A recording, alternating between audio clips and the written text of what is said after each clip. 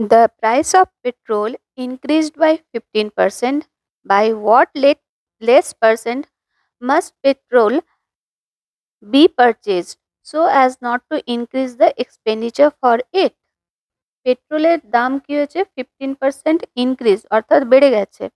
What less percent must petrol be purchase অর্থাৎ কত percent কম petrol আমরা কিনবো যাতে করে আমাদের যে এক্সপেন্ডিচার আছে সেটা না বাড়ে, মানে একই থাকে।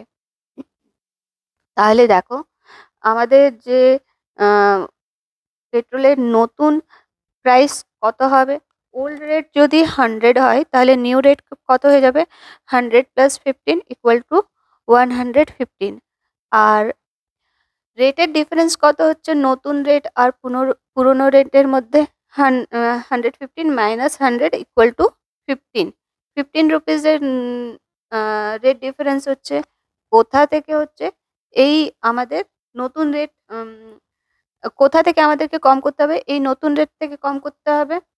তাহলে আমরা এখানে বেস আমাদের পেয়ে যাচ্ছি 115। তাহলে আমরা এটাকে পার্সেন্টেজে প্রকাশ করার জন্য এটাকে এইভাবে করব 15 divided by 115 into 100 equal to আমরা এখানে করে নিচ্ছি 5 3 15 আর 5 দুগুণে 10 5 3 15 মানে 23 3 23। আর তাহলে হয়ে যাচ্ছে 3 গুণিত 100 equal to 300 divided by 23 equal to 13 whole 1/23%। এই পার্সেন্টেজটা আমাদেরকে কম করলেই কম করতে হবে যাতে করে আমাদের যে এক্সপেন্ডিচার আছে সেটা সেম থাকে।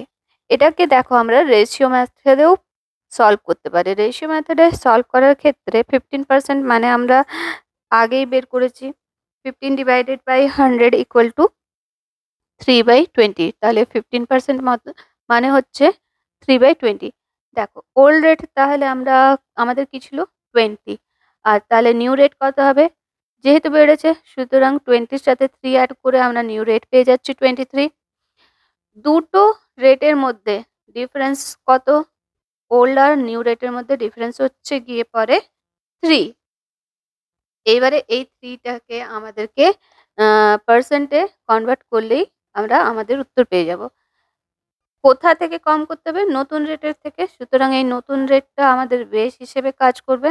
তো 3/23 into 100 equal to 300 divided by 23 equal to 13 whole 1/23%। তাহলে consumption of 13 whole 1/23% of petrol must be reduced so as not to increase the expenditure for it.